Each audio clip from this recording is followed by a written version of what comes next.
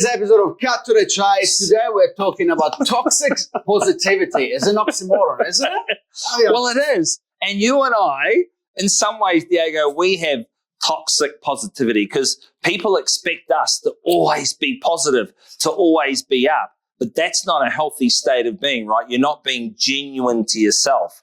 It's like that. What was that Nirvana singer when he said, I'd prefer to be hated for who I am versus loved for who I'm not?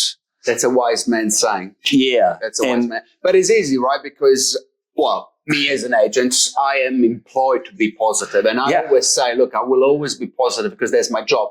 But there comes the time that I had a meeting yesterday with two lovely ladies. We got a listing and I've got it wrong at the present range. I was a little bit optimistic, right? By 50K or not. And I had to sit down with them and say, put my hands up and say, look, I'm always positive. I mean, I haven't even brought an umbrella and I got wet from the car because I thought it would stop raining. And obviously it did not. The reality is that I had a very honest conversation, changed my tone and brought up, my feelings of, hey, maybe I've got it wrong. I'm not losing my optimism, but we got to review what we're doing because what we're doing is not working.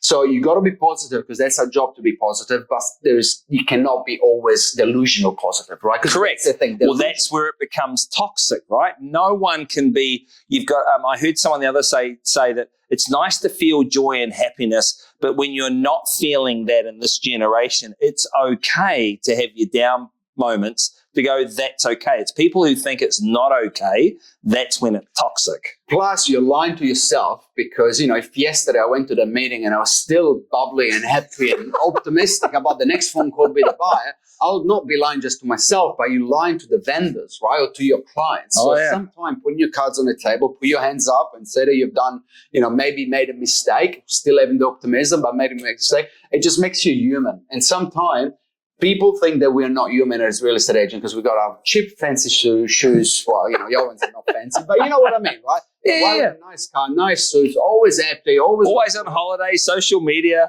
I remember our last holiday.